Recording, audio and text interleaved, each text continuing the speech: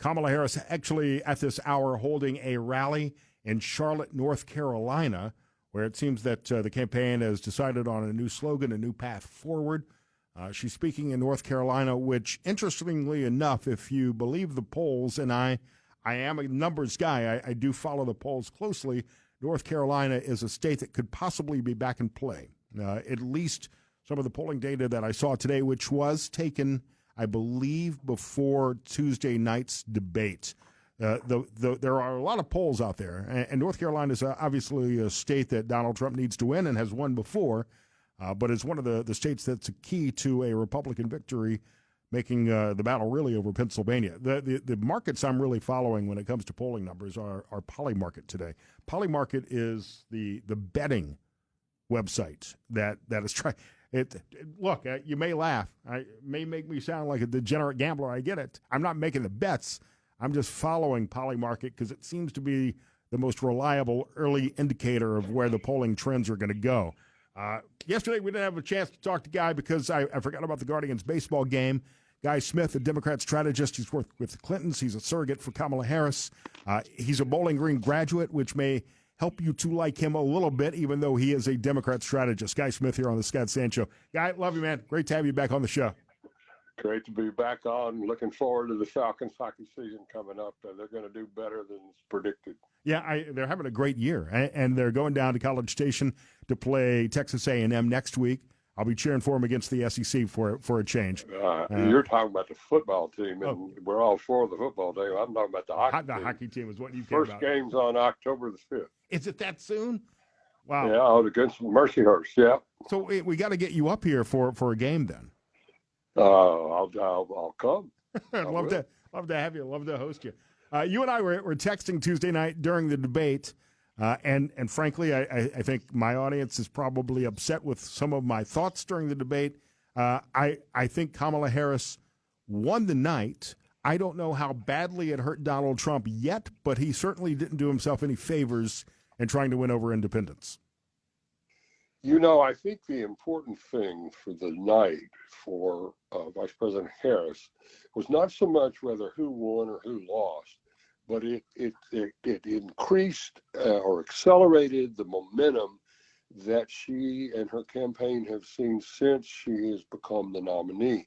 And that is something that's critical. Just a couple of hours ago, I think Reuters released an Reuters Ipsos poll that shows her continuing to widen the lead. It also says that 53% of the folks thought she had won the debate. But what's really more important is the impact that she's making as people get to know her. I mean, everybody knows Donald Trump. Everybody has a view on Donald Trump.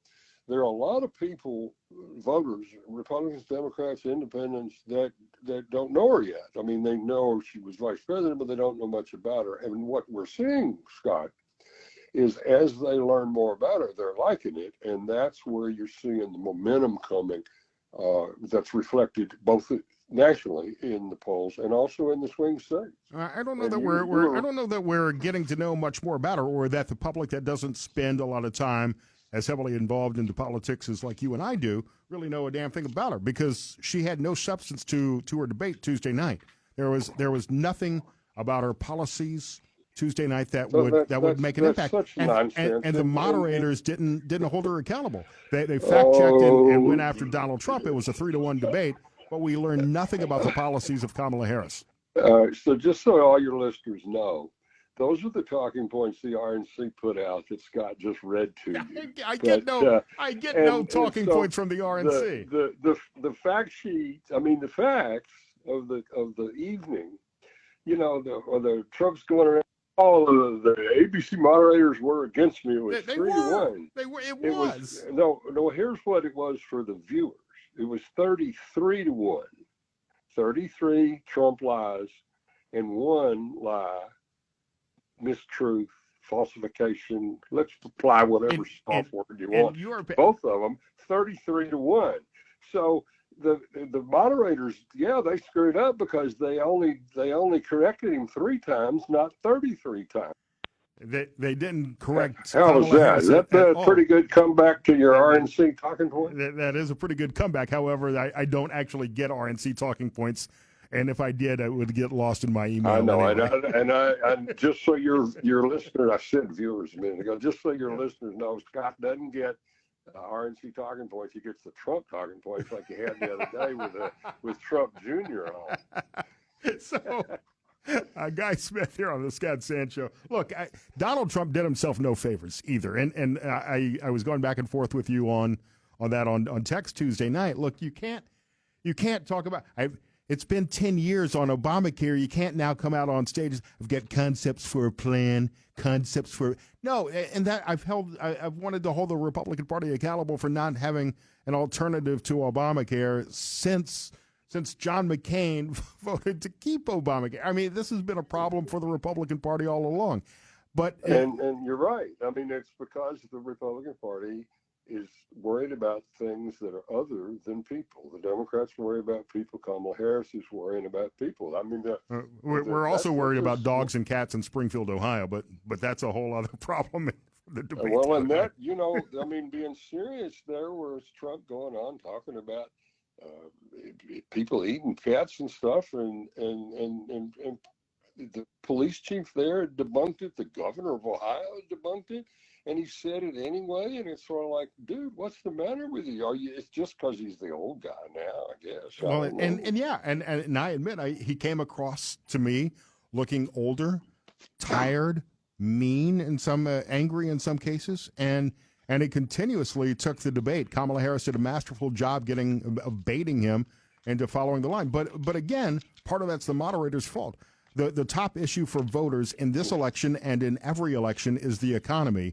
And the moderators spent a total of 7 minutes on the economy and more than 20 minutes on things like racism and January 6th and election fraud. Why didn't Trump talk about the economy? You're right. He had a crap economy. Absolutely. But you're not right on one thing. During the debate, if you looked at the Google searches that happened actually while the debate was happening, they were looking up eating cats in Springfield.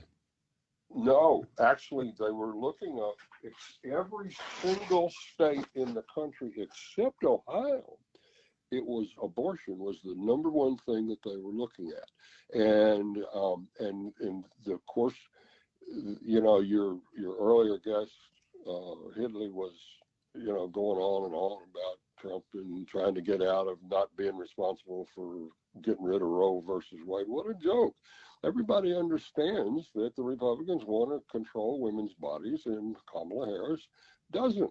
She wants women to make their own decisions, and there are a lot of women listeners to your show. They're listening right now, and Scott, Ohio voted on this. Yes. And the margin was extraordinary, and Ohio's sort of a red state. Maybe it's getting ready to start to be a blue state. You better watch out. Well, and I got to tell you, if issue 1 last election last year had been on the ballot this year, it would possibly swing the presidential vote away. This was a +8 state for Donald Trump in 2016, 2020. If abortion was on the ballot this year, I think that could be a different number. The thing is, I think you're right, and what the stat dynamic is happening down in Florida right now. It is because it is on the ballot down in Florida. I don't know from the numbers I've seen. I don't know if it will make a difference in Florida. And abortion is a very complicated personal issue to debate. As you're talking about women who don't want Republicans to tell them what to do with their body.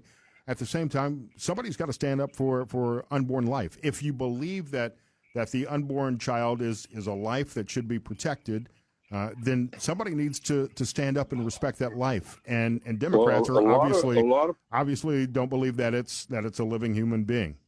Well, what Kamala Harris believes is that each woman should make the choice for herself, and that the government and Donald Trump and any other of these extremist Republicans should not be involved. Well, and what Donald Trump's point makes, constitutionally, it shouldn't be up to the federal government. It should be up to the states. There's at no point in the Constitution is health care taken into account.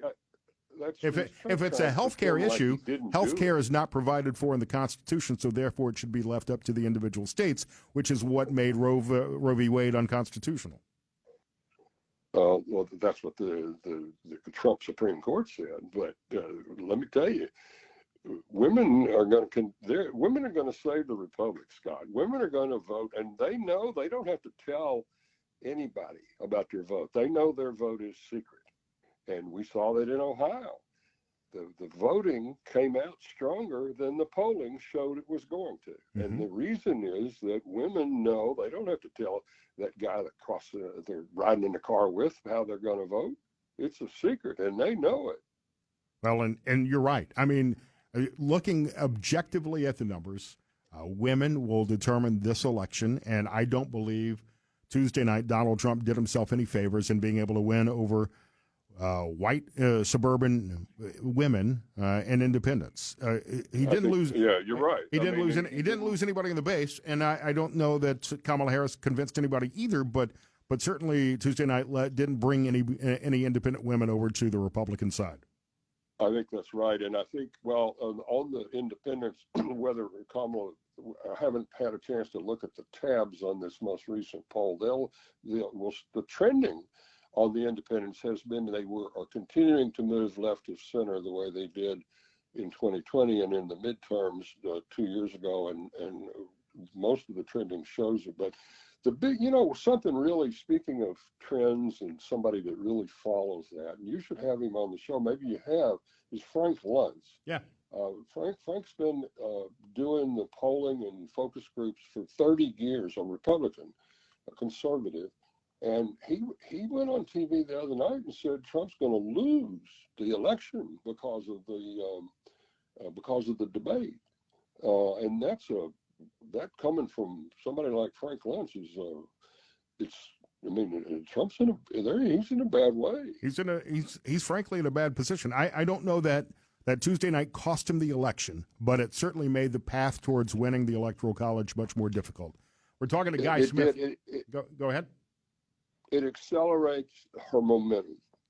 Everybody says, won or lost. Well, it doesn't matter who won or lost the debate. What matters is who wins or loses the election. and her momentum is moving consistently in the right direction ever since she became the nominee. Guy Smith, find him on Twitter, now X, Guy Smith, SSC. If you're advising the Harris campaign, and you obviously are, and you're a surrogate for the Harris campaign, do you want her to debate Donald Trump again? Oh, sure. I'd debate him about once every 10 minutes because he'll attack Haitians and he'll eat pets. And I said the other day on a radio show, I said, those pets that are not really getting eaten there, they're putting them on the menu down at Mar-a-Lago. And then I immediately said, no, that's a lie. And the guy got all upset that I said that. And, he keeps saying stuff like that, and people are going to think, dude, this guy's kind of old. Is he really saying that? Nikki Haley had the point that the first party to dump the old white guy would be the party to win. She may prove herself to be right. Well, I'm an old white guy, so but I'm not running. Although Joe Biden did put on a Trump hat yesterday, that was kind of weird. Well, yeah, it's hard to keep up with the weirdness going on in the Trump campaign. But he was being nice to that fella. And I don't know if you looked at the video, he signed the hat for that guy. And it was just Joe Biden being a nice guy. It was fine. I thought it was a charming moment from Joe Biden that shows he's got a sense of humor and playing along, and he doesn't have the election to worry about. And it was, frankly, it was nice to see yesterday at the site of 9/11 in New York. It was nice to see Donald Trump and Kamala Harris being cordial to one another yesterday too. We need some of that, and I certainly love the cat memes going around as well. So that's made the whole week popular. The stuff that you have consistently had on your show since 9/11, and celebrating the bravery of the responders and all those that lost is really important, and I applaud you for that. Sadly, a friend of mine was killed when one of the towers came down, and it's a somber day. It is.